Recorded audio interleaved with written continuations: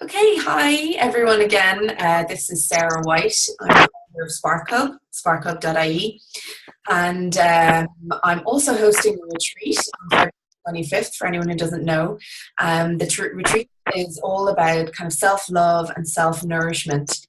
What I wanted to do today is interview a few of our facilitators who are going to be there on the day. So earlier we heard from Tracy, who's kind of our lead facilitator for the mindfulness and meditations. But we're also going to have a wonderful yoga session with Lauren, who's here with me today. So Lauren is a yoga and Pilates teacher. She's a performer. She's a well-being guide. So she's got loads going on, and she's going to be having a beautiful kind of self-nourishing yoga movement for us on our retreat. So welcome, Lauren, and thank you for talking to me today. Hi, Sarah. Hi. So, Lauren, if you could just even briefly, for anyone who doesn't know you, give our viewers a bit of an intro into your journey or transition into kind of yoga and wellness. And I know you kind of came from a corporate background and now this is your life. So how is that for you and how did that happen? Yeah, I used to be a techie. That's okay too. Yeah, I used to actually be working in software and project management. So, yeah, very corporate, 9 to 5, and then some, Mm.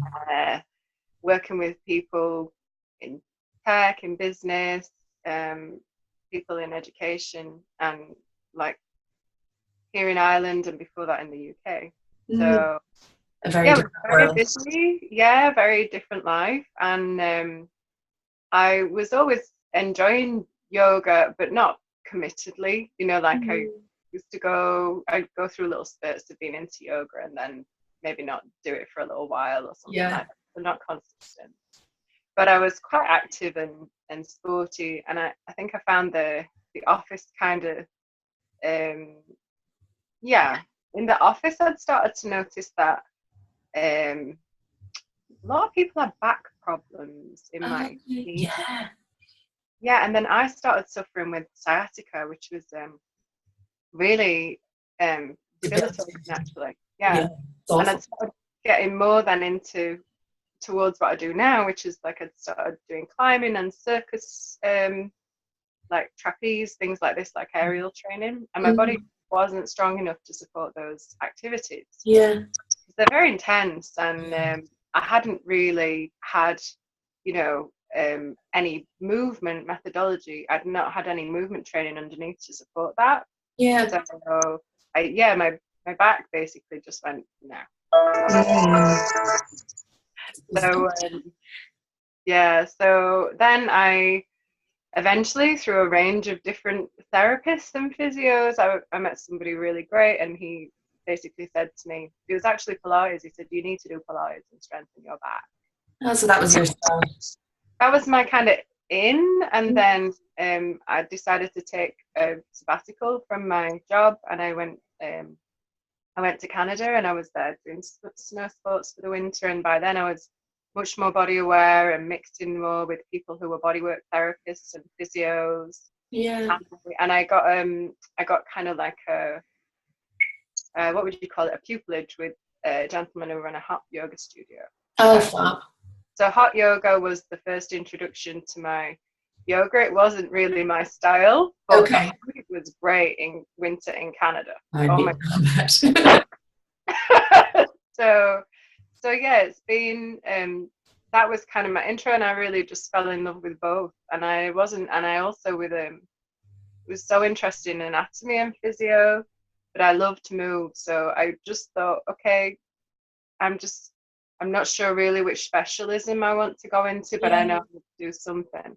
And it's ended up that I kind of do all of it actually, and I love dance as well, so I also do some dance. So you bring a really well-rounded kind of experience to your clients because it's not just one discipline, it's multidisciplinary, but it's all about movement and nourishment.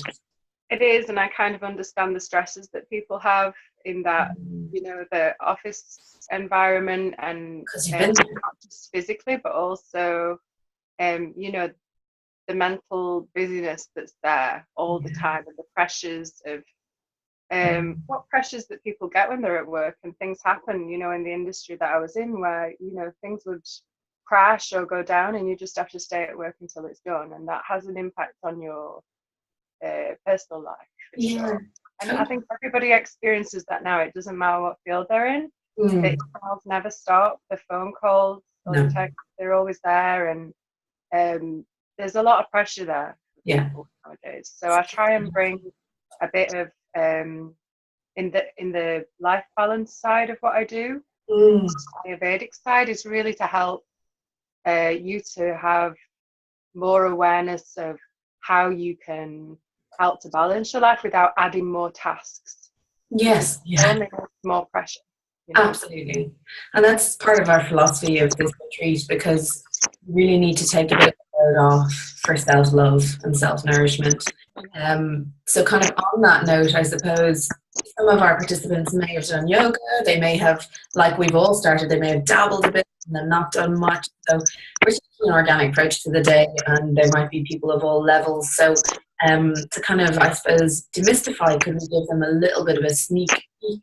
Because we're calling it a yoga session, but really it's about movement and nourishment. So a sneak peek, just the session that you're giving on the retreat.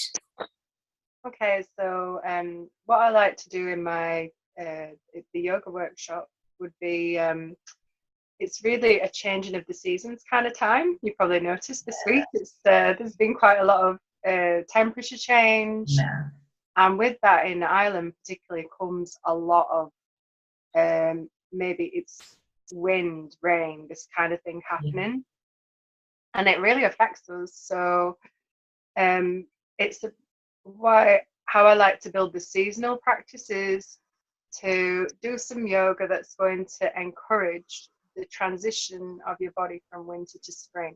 Beautiful. So you to tune in a bit more with the coming season.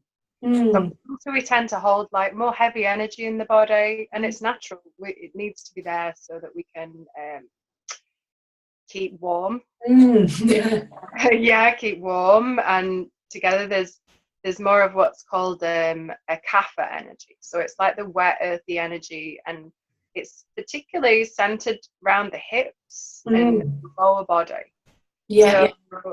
To help feel more vibrant and less kind of sluggish and tired and less prone to colds, we help to just gently clear the kapha from the body by encourage it to be cleared, which a lot of people would call like a yoga detox.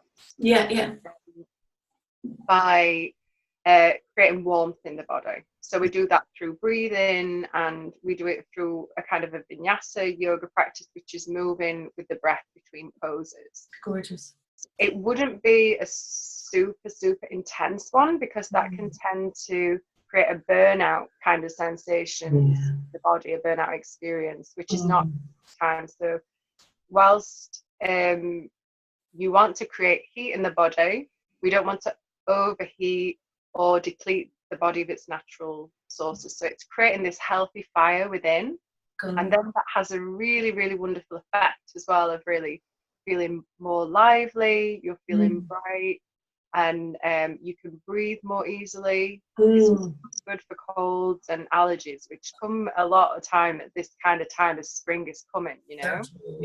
It's clearing this kapha kind of wants to hang on in the body, and it can come in kind of mucus, basically. So, we've been there. We've all been there. That sounds gorgeous. Also, what's coming from there is we start with this kind of warming practice, some self-dedication.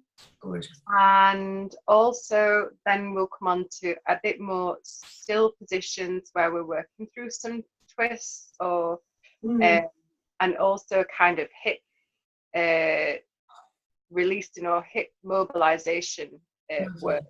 And that helps to just get that energy moving a little. And also we'll do some restorative positions, maybe some inversions where the legs are higher than the head, but we're very supported with them. So there's no effort in these. They're much more like body replenishment kind of thing. Gorgeous. We're working through clearing and then replenishment of the body.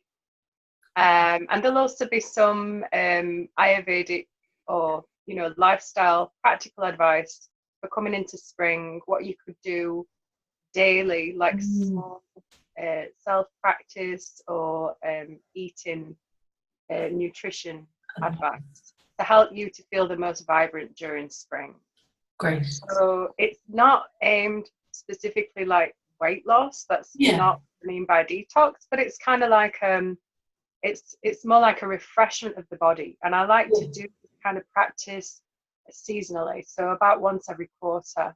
And the practice is different depending on the seasonal change. Great. Oh, that just fits perfectly to self-love and self-nourishment. And I think it's great to talk to you about this because it dispels maybe any fears that people who haven't done yoga in a while or haven't done a lot of yoga and feel that are they going to be, you know, sweating up and burning out. It's not what we're about on this day. We're about nourishment and vitality, and this is an all levels thing, and we welcome you, and you will be held in a safe space. Absolutely. And and I'd just like to mention as well that I do work a lot with people with injuries every single day. I work with a therapist, and I also I just tend to attract people who have an injury to deal with. So if you do have an injury or something like that, or you're postnatal, then feel free to contact me and ask any questions if you're curious beforehand. That's fine, but no worries at all. I'm quite comfortable welcoming you. That's brilliant, because you know, people might be afraid to join in, afraid that they'll damage themselves. But Lauren has such a well-rounded experience with the yoga and the Pilates, which is all about making sure your back is safe, your muscles are safe, your body is safe. So I think it's going to be a great space for anyone. And you'll still feel a real invigorating practice, you know, and wherever you're coming from. So if you're a more intermediate, advanced student, then you're still going to enjoy and get something from it. Everyone will get something from it. That's the philosophy of the day. So I just wanted to, I wanted to end on the same note that I ended with Tracy, which is you just give us one of your favorite self-love practices, tips, things to do that you do on a daily or regular basis for self-love. One that's maybe something that I actually really love is body oils. You've talked about this before. Yeah, I love body oils. They feel great. They're really nourishing for the skin. And the thing about them is that oils compared to like body lotion, for example, is a pure kind of substance that you can get it cold pressed. It's usually cheaper and it lasts longer. So that's good. I'm very into my natural products as well, so less things that have been least messed with, the better. And the oils are also in Ayurveda and yoga, they're very they can have very different effects. So say in winter, a lovely oil practice to have is sesame oil on the feet, which is a warming and nourishing oil. So it's like something that you would do in the morning when you wake up. It's great for your nails and your cuticles as well. Great. But it just helps to create a feeling of warmth in the body and grounding. So for me, as quite an active, kind of high energy person, that's very good for me. Grounding is huge. Yeah. And I love it too. So, you know, this is like not a hard thing to do. Yeah, and it's so nice to give yourself a self-massage, like a self-foot massage or hand massage. And what more self-loving thing could you do for yourself, really? It's wonderful. And like sometimes I think, you know, let's say, for example, you see your dog in the morning or something. The first thing you do is go over and give the doggy like a massage, like, good morning, you give it a little stroke, give it a little shake, you know, like, this is so cool. Hi, love you. Why don't we do it to ourselves?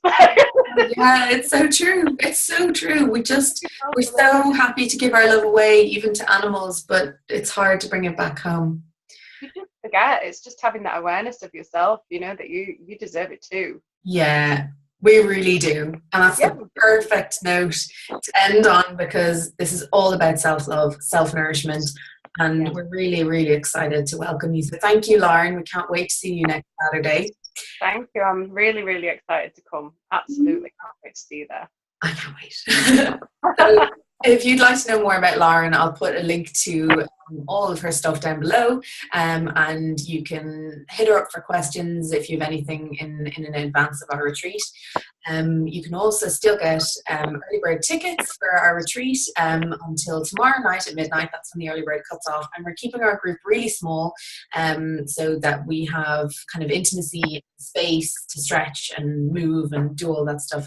So get the tickets while you can, and if you have any questions, just contact me. But thanks, guys, for watching. I'm really happy to bring you some more in-depth knowledge of our facilitators, and we'll see you on the 25th. Bye.